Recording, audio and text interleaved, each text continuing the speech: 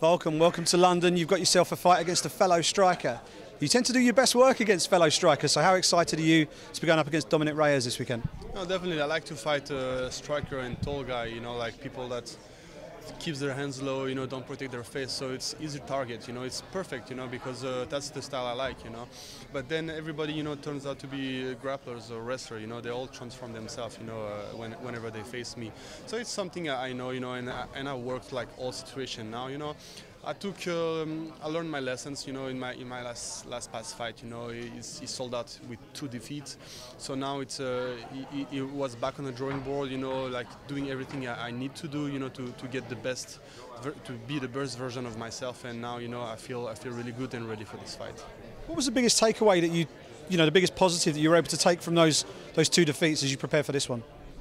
I mean, yeah.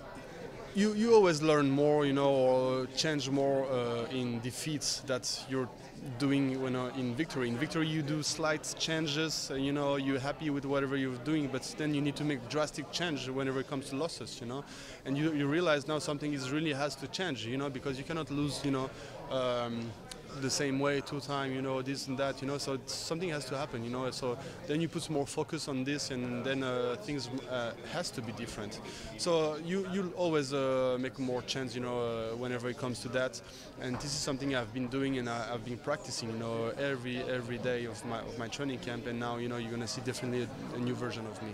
How awkward has that been to have to train over in Switzerland as opposed to at your normal base in Fort Lauderdale? Yeah, so it's definitely different because you don't have all the bodies you have in Florida, all the people, the high-level training you have, but then you have to focus on different stuff, you have to focus on your conditioning, you have to focus on the ground game, all the techniques, so there is enough stuff to be done, I know my assets, I know my powers, and I know whatever I need to work on, and he ends up working perfectly, he ends up being a good investment at the end of the day, so I'm really happy to showcase this on Saturday.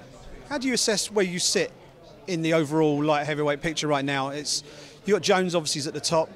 Thiago Santos has obviously had a big win. You were there in Prague to see that. Anthony Smith, I think, is now going to go and fight Alexander Gustafsson in Stockholm. So if you get a big win this weekend, what's your logical next move? I think I cemented my place in the top of the division, then whatever happened with the rest of the division is always out of my hands, But if Santos is fighting Jones next, and we have Gustafsson and Anthony Smith already planned, maybe I could jump on a card in Stockholm too, after a win with Reyes, and maybe fighting some other top guy, like maybe Corey or whoever else is available, Otherwise, Thiago Santos will be a nice fight, It's something I will like to do also.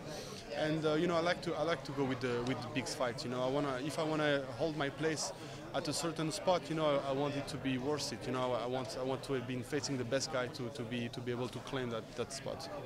And a nickname, No Time.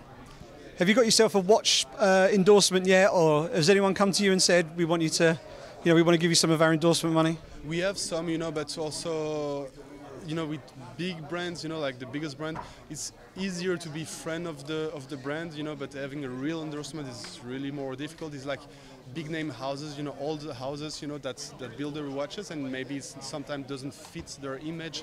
So, slowly waiting, building it, but whenever something's gonna come, it's gonna be nice.